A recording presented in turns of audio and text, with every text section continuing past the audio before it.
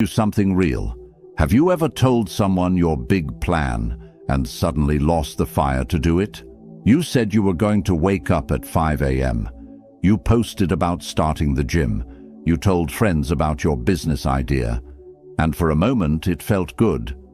But days later, nothing changed, because talking gave you the reward before you earned it. That's where most people lose. Not because they lack intelligence, not because they lack opportunity, but because they leak their power through noise. Marcus Aurelius wrote, "Waste no more time arguing about what a good man should be one." In today's world, that would sound like this. Stop announcing, start becoming. Look at your daily life. You argue in comment sections trying to prove you're right. You explain yourself to people who already decided not to understand you. You defend your choices to those who never built anything themselves. And while you're busy talking, someone else is studying, someone else is training, someone else is building quietly. They don't post the early mornings, they don't announce the setbacks, they don't explain their strategy, they just improve. And one day, you look up and they're ahead. That's the power of silence. Silence is not weakness, it's stored energy. Deep thinking is not overthinking, it's sharpening the blade before the battle. Winning quietly is not hiding, it's refusing to give the world access to your preparation phase. The truth is simple. The loudest person in the room is usually the most insecure. The quietest person is usually observing. And the observer learns patterns. The observer sees mistakes. The observer strikes only when ready. History proves this. The strongest leaders weren't constantly speaking. They listened, reflected, calculated, then acted once, and it was enough. Right now, your biggest upgrade isn't more motivation, it's more restraint. Be silent, think deep, win quietly. The 8 Stoic principles you're about to learn will teach you how to control your tongue, discipline your thoughts, and build results without seeking validation. This isn't about being passive, it's about becoming precise. If you're ready to stop performing and start producing, if you're ready to build without broadcasting, if you're ready to move like a Stoic, hype the video and hit that like button. Drop this in the comments right now. I win quietly. Stay with me. By the end of this video, you won't just understand silence, you'll weaponize it. Number 1. Silence is not weakness, it's self-control. Most people think silence means you have nothing to say. They assume if you're quiet in a meeting, you're unsure. If you don't argue back, you've lost. If you don't defend yourself immediately, you must be guilty. That's how shallow the world has become. But Stoicism teaches something different. Marcus Aurelius wrote, "The best revenge is not to be like your enemy." Read that again. Not overpower them, not embarrass them, not destroy them. Simply refuse to become them. Let's bring this into real life. You're at work. A colleague subtly undermines you in front of others. You're in a family discussion. Someone throws a sarcastic comment at you. You're online.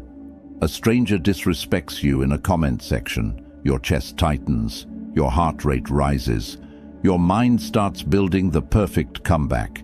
You want to respond immediately, because reacting feels powerful, but it's not. It's predictable, and predictable people are easy to control. Silence in that moment is not weakness. It's restraint under pressure. It's the ability to feel the emotion and not let it hijack your behavior. That is self-control.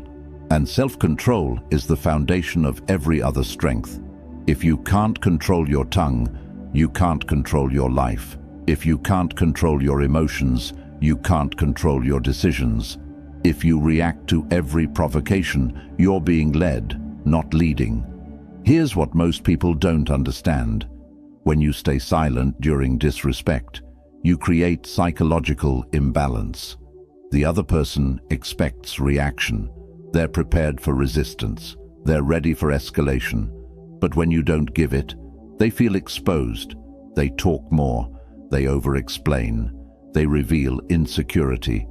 Meanwhile, you remain steady. Calm is intimidating because it shows you're not easily moved. But silence does not mean suppression. Stoicism is not emotional numbness. It's emotional processing. You feel the anger. You acknowledge the sting. You observe the impulse to strike back. And then you choose not to. That pause, that space between stimulus and response, is where power lives. In today's world, this is rare. Everyone is conditioned for instant reaction, instant replies, instant opinions, instant outrage. But the one who pauses, thinks, calculates, wins. Silence also protects your future. How many friendships ended because of one sentence spoken in anger? How many careers were damaged because of one emotional reaction? How many reputations were destroyed by one uncontrolled moment? Words are permanent. Once released, they can never be recalled. The Stoics understood this deeply. Speech was to be measured, deliberate, necessary. So, when someone tries to bait you, pause. When someone doubts you, observe.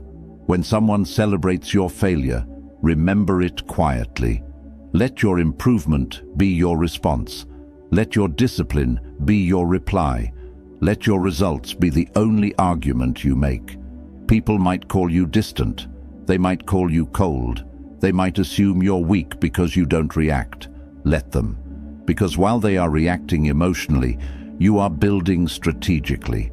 And when the moment comes, when your growth is undeniable, when your progress speaks louder than any defense ever could, they'll finally understand.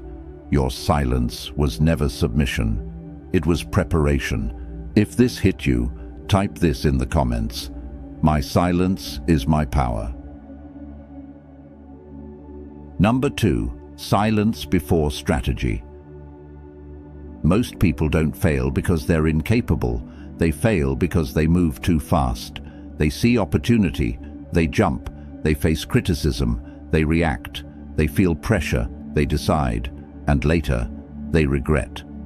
Marcus Aurelius wrote, "You have power over your mind, not outside events. Realize this, and you will find strength." Power over your mind means power over impulse. And impulse is expensive. Think about your own life. How many times have you said yes too quickly, only to realize later you walked into a trap, a great business offer that drained your time, a relationship that felt exciting but ignored red flags, a heated argument where you said one sentence you wish you could erase? All of it happened because you acted before you thought. Silence creates space, and space creates strategy. When you go silent, you're not being passive. You're collecting data, you're watching body language, you're listening to tone, you're noticing inconsistencies. While others rush to speak, you're mapping the terrain. Think about a chess master.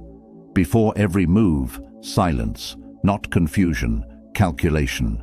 They're not just asking, what should I do next? They're asking, if I move here, what will they do? And after that, and after that. 3 moves ahead, 5 moves ahead, 10 moves ahead. That silence is what separates amateurs from masters. Now apply that to your world. Someone criticizes you publicly. Your instinct screams, defend yourself. But strategic silence asks, is this worth my energy? Are they seeking truth or attention?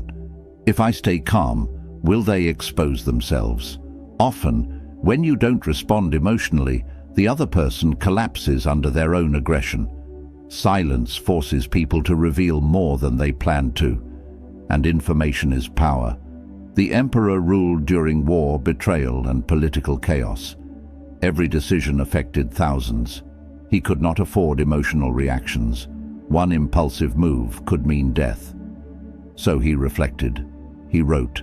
He paused. His silence wasn't hesitation, it was preparation. But today, silence feels uncomfortable. You're trained to respond instantly. Instant replies, instant opinions, instant outrage. The algorithm rewards speed, society rewards noise, but mastery rewards patience. When you talk too much, you leak strategy. You reveal your intentions. You expose your fears. You show your emotional triggers, and people adjust.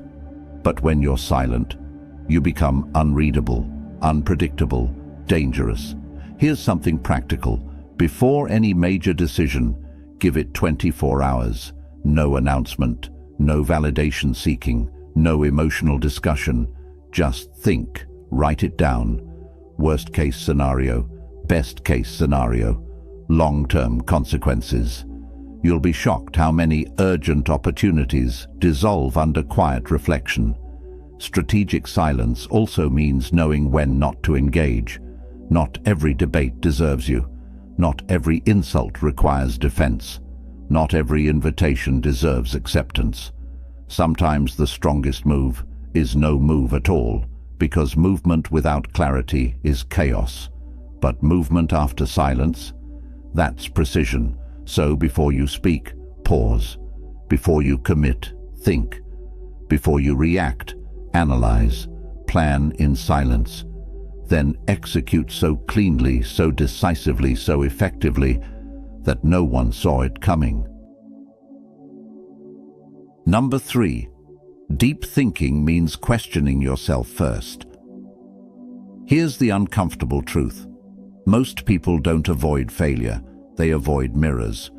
It's easier to blame your boss, easier to blame your partner, easier to blame your childhood, easier to blame the system. Anything but asking, what if it's me?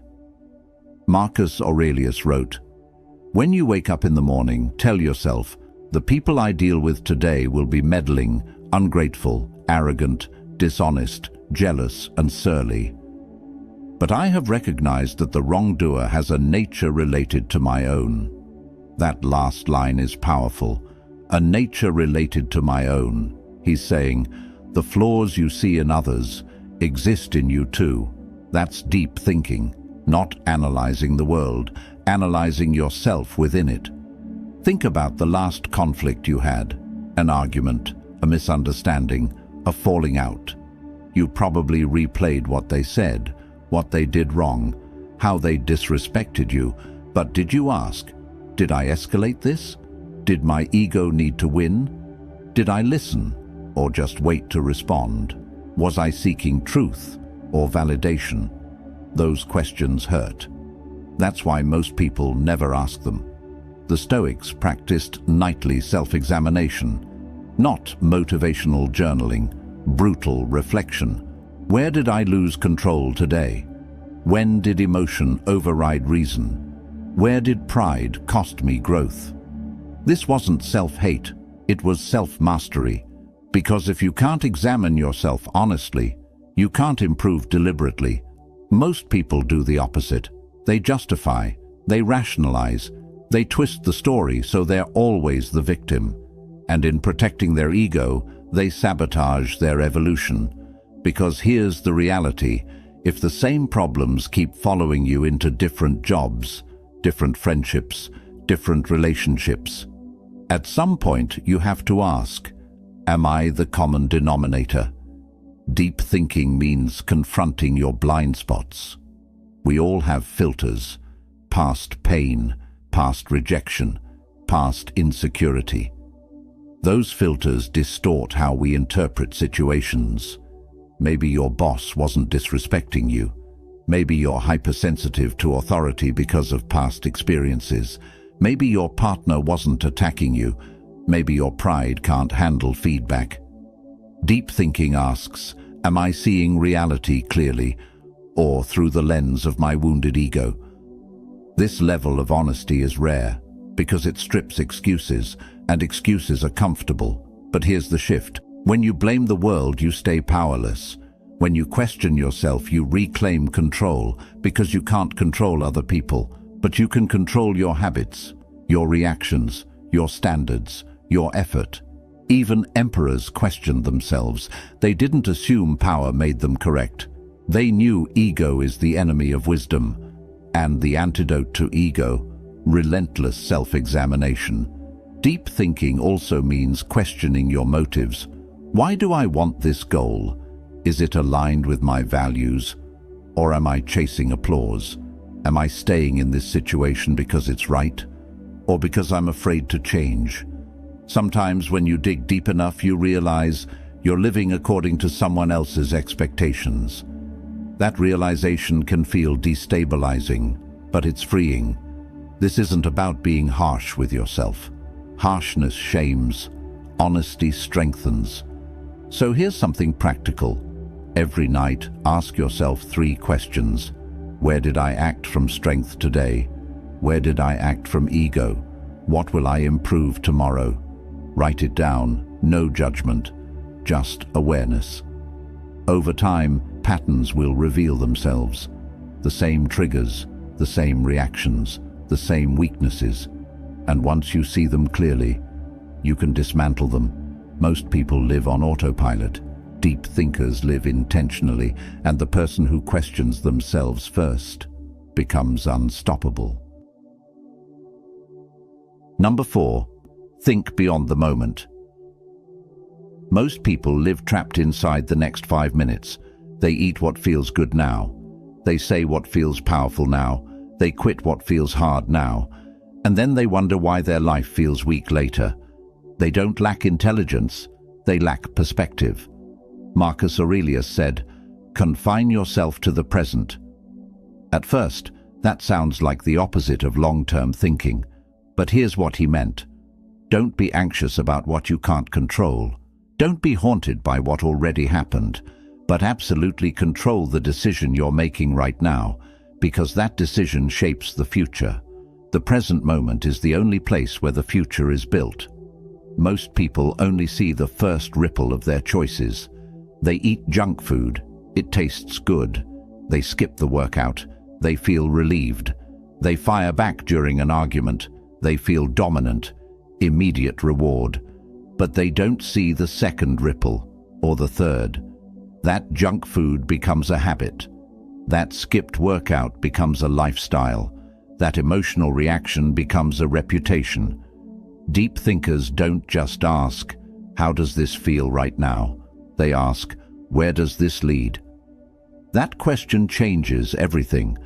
Imagine your life 1 year from now. If you keep making the same decisions you're making today, are you stronger, calmer, more disciplined, or just more comfortable? Thinking beyond the moment means stepping outside yourself. It means observing your life like it's a strategy game. You are both the player and the strategist. You ask, if I tolerate this behavior now, what pattern am I creating? If I choose comfort today, what version of myself am I reinforcing? If I react emotionally here, what identity am I building? Because identity is not formed in dramatic moments.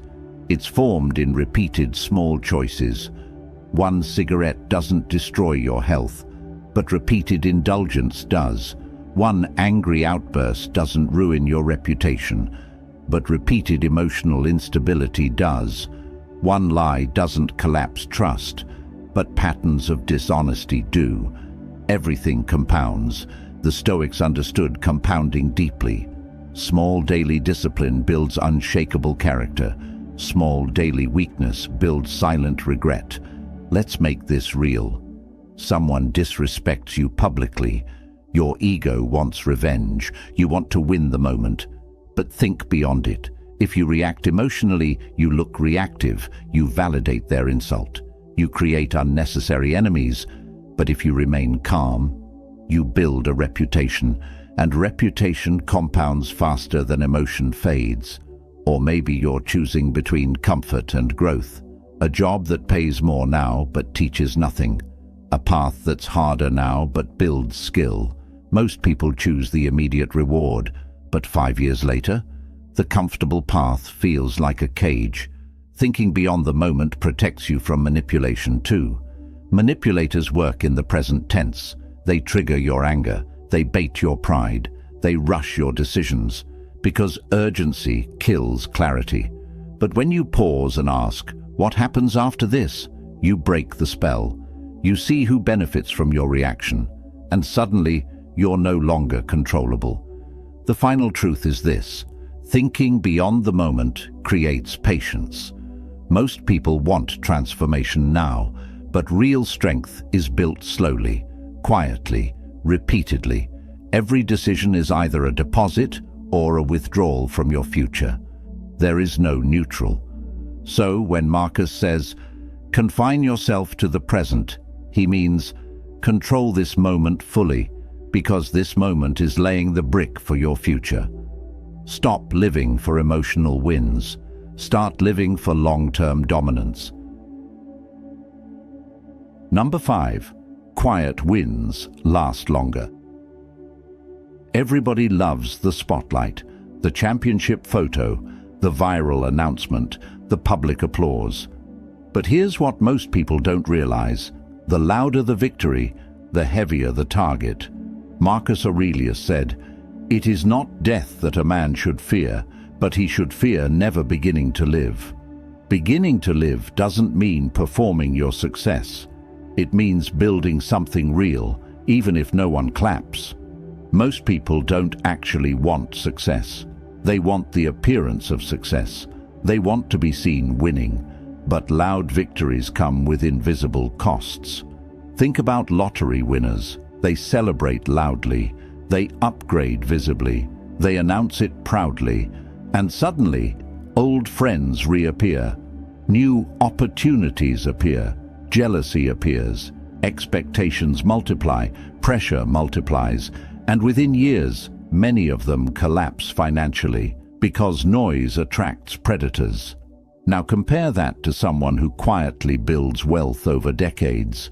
No flashy posts, no dramatic celebrations, no need for validation, just systems, discipline, compounding effort. Nobody watches them rise, but nobody can take them down either. Quiet wins last longer because they're rooted in substance, not spectacle. When you win loudly, you create pressure. Pressure to repeat it. Pressure to maintain it. Pressure to outperform your own highlight. You become a prisoner of your peak moment. Every move gets compared to that one big win. And suddenly, you're not building anymore. You're defending. But when you win quietly, you stay free. Free to evolve. Free to fail privately. Free to improve without public judgment. There's also a psychological truth here. When you announce your success too early, your brain rewards you too early. You get dopamine from the applause, from the likes, from the praise, and your hunger weakens. That's why people who constantly talk about their goals often don't reach them.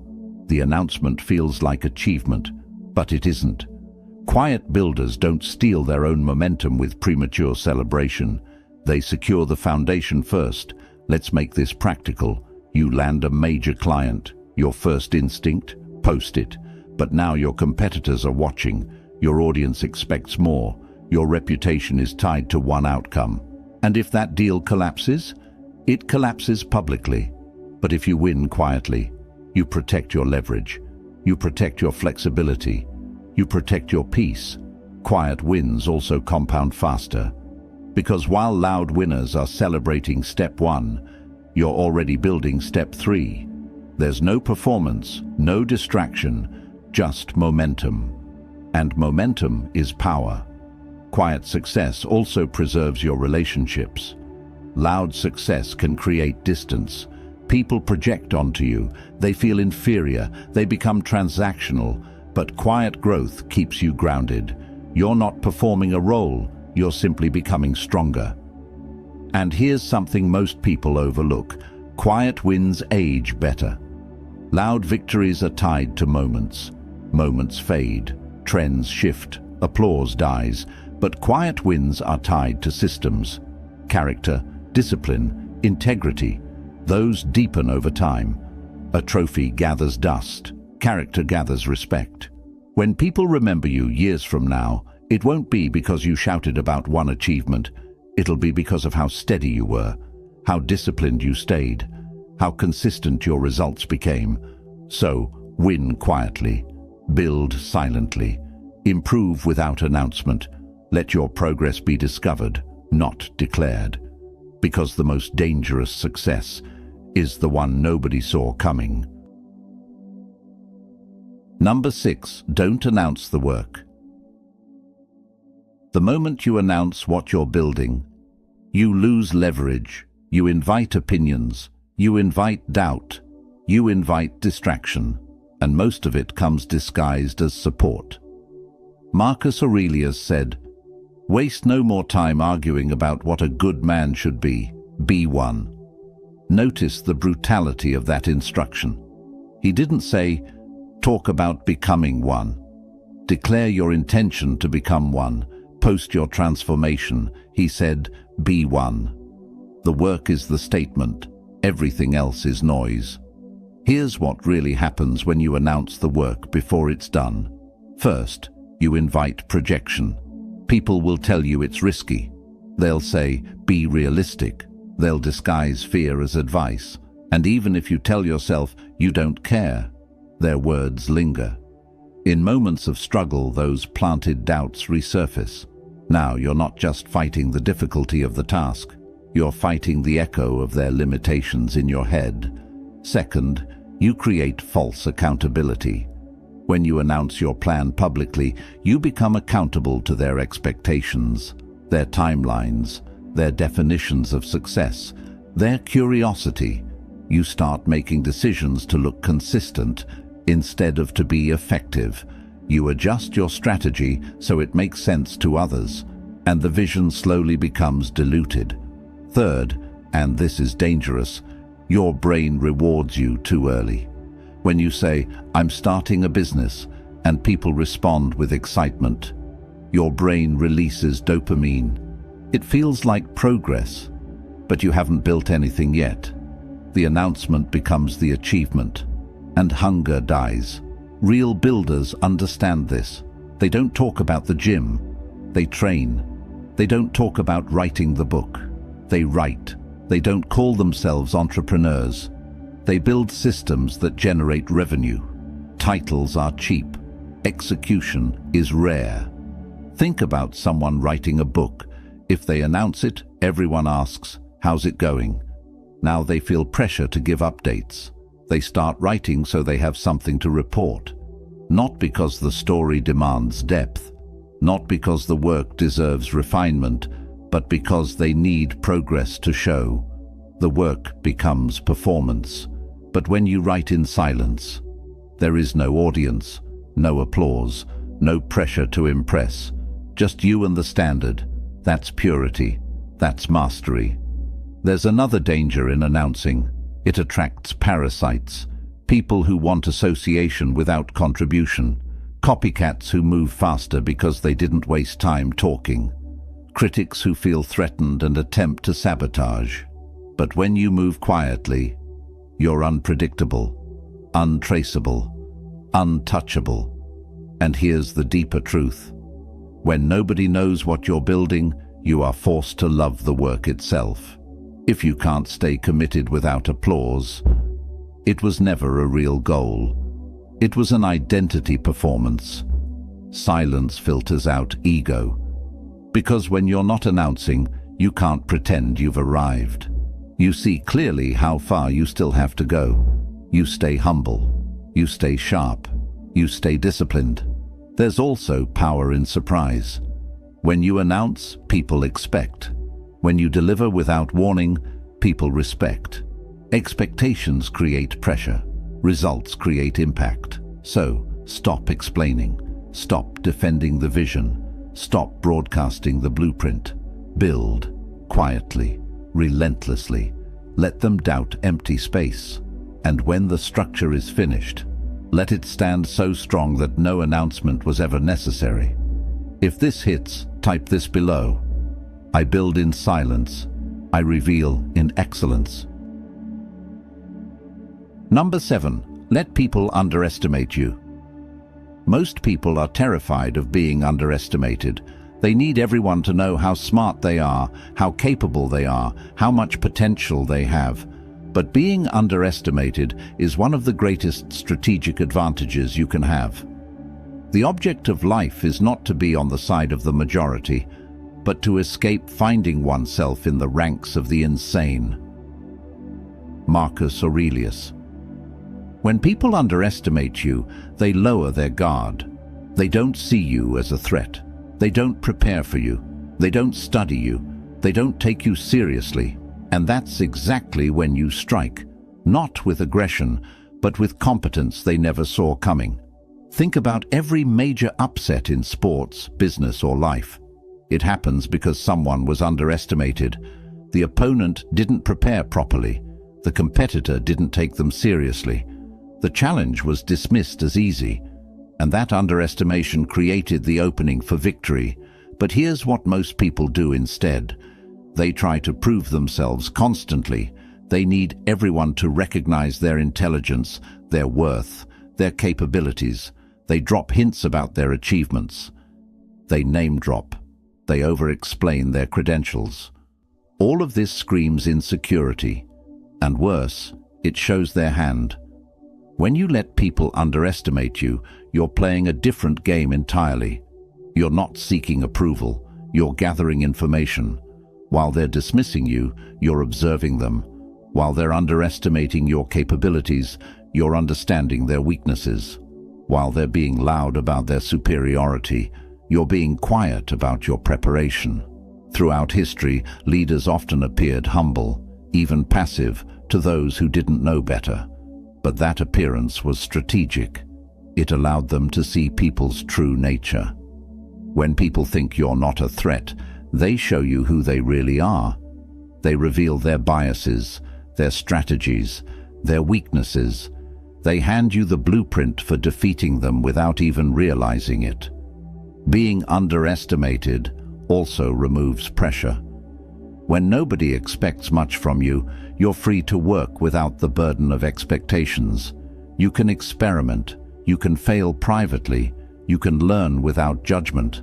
This freedom accelerates growth because you're not wasting energy managing perceptions. You're investing all your energy into actual improvement. Let's get specific. You walk into a negotiation. The other side has done their research, but they've underestimated you based on your age, your appearance, your background, whatever. Your first instinct might be to correct that immediately, to establish credibility, to prove you belong at the table. But that's a mistake. Instead, let them underestimate you. Let them think they have the upper hand. Listen more than you speak. Ask questions that seem simple but reveal crucial information. Watch how they behave when they think they're in control. And then, at the critical moment, reveal that you understood everything all along. You knew their position better than they did. You saw through their strategy. You prepared for scenarios they didn't even consider. The shock of that reversal is devastating to their confidence. And more importantly, you win because they never prepared for the real you. They prepared for the version they invented in their head. Being underestimated also filters out superficial relationships. People who underestimate you based on surface-level judgments aren't people you need in your life anyway. They're shallow, they're judgmental, they value appearance over substance. Let them underestimate you and move on. The people who see your real value without you having to prove it are the ones worth keeping. Your worth isn't determined by whether others recognize it. Your capabilities don't disappear because someone doesn't believe in them. So why waste energy trying to convince people? Just be capable, just be competent, just be excellent. The results will speak eventually. There's also something deeply powerful about exceeding expectations. When people expect little and you deliver much, the impact is massive. But when people expect much, because you've been talking yourself up and you deliver exactly what you promised, it feels ordinary. Underestimation creates space for extraordinary impact. Here's the paradox most people miss. The less you need to prove, the more you actually prove. Insecurity announces itself. Confidence is silent. When you're constantly trying to convince people you're smart, you're actually revealing that you're unsure. But when you're comfortable being underestimated, you're revealing that you don't need their validation. And that self-assurance is far more convincing than any words. So let them underestimate your intelligence. Let them underestimate your work ethic. Let them underestimate your ambition. Let them underestimate your discipline. Don't correct them. Don't educate them. Don't prove anything. Just keep building. Keep improving. Keep executing. And when the results become undeniable, their underestimation becomes their embarrassment, not your problem. Being underestimated is only painful if you need their estimation to feel valuable. But if you know your worth independent of their opinion, their underestimation becomes your advantage. Use it, leverage it, win because of it. Number 8. Win without needing applause. The ultimate test of character is simple. Can you win when nobody's watching? Can you do the right thing when there's no credit? Can you build something meaningful when there's no audience? The greatest minds in history spent their lives answering yes to these questions, and that's why their legacy still echoes thousands of years later. You could leave life right now. Let that determine what you do and say and think. Marcus Aurelius. Most people are addicted to applause. They need validation. They need recognition. They need someone to witness their effort and confirm its value. But here's the brutal truth. If you need applause to keep going, you're not driven by purpose. You're driven by ego. And ego-driven achievements crumble the moment the applause stops. Think about why you really do what you do. Strip away the Instagram posts, the potential praise, the imagined recognition. If nobody ever knew, would you still do it? If there was zero chance of external validation, would the work still matter to you? That question reveals everything about your motives. The most powerful leaders in history could have demanded constant praise. They could have built monuments to themselves on every corner. They could have required public celebrations of their every decision. But they didn't, because their satisfaction came from doing their duty well, not from being celebrated for it. Winning without needing applause means your internal standards are higher than external expectations. You're not trying to impress people. You're trying to become the kind of person you respect. You're not seeking their approval, you're seeking your own. And that shift changes everything. When you need applause, you become a slave to opinion. You make decisions based on how they'll look, not whether they're right. You choose paths that get attention over paths that create real value. You optimize for perception instead of substance. And over time, you build a life that looks impressive but feels empty. But when you win without needing applause, you're free. Free to take the harder path because it's the right one. Free to make the unpopular choice because it aligns with your values. Free to work on things that matter, even if nobody notices. That freedom is power. Let's make this concrete. You're working late on a project. Nobody will know you stayed late. Your boss won't see it. Your colleagues won't praise it. There's zero external reward. Do you still give it your best effort? Do you still refine that detail nobody else will notice?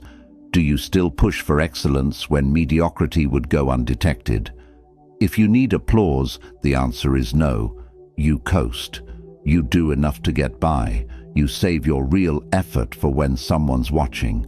But if you win without needing applause, you give your best because your standards demand it, not because someone's measuring. This principle applies everywhere. Do you eat healthy when nobody's around to see it? Do you keep your word when breaking it would go unnoticed? Do you stay disciplined when there's no one to hold you accountable? These private victories are the ones that actually build character. The public ones just reveal it.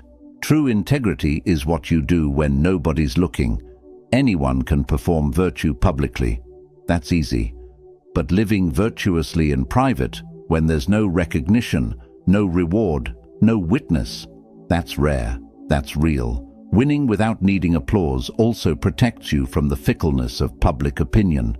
Applause is unreliable. Today's hero is tomorrow's villain. The same people who cheer you will criticize you when trends change. If you're dependent on their applause, you'll be destroyed by their rejection.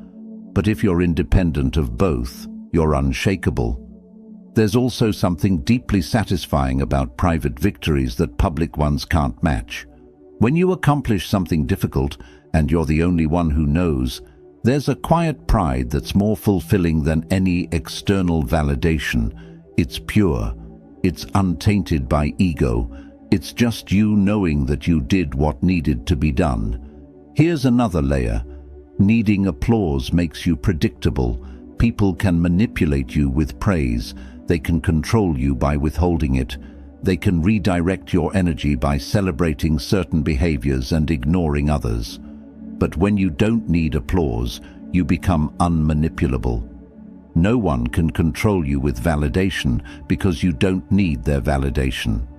Think about parents who only praise certain achievements and ignore others. The child learns to chase those specific achievements, not because they're meaningful, but because they earn praise. That pattern continues into adulthood.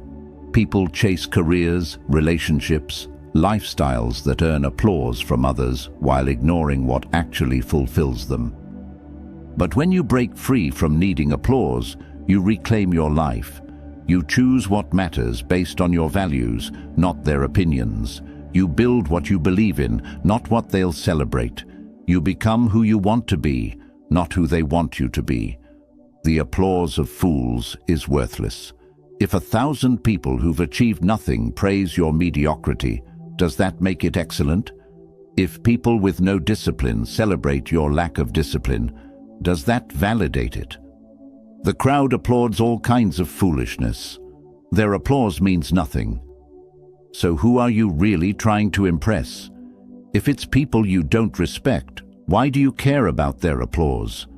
And if it's people you do respect, wouldn't they respect you more for doing great work quietly than for seeking their validation loudly?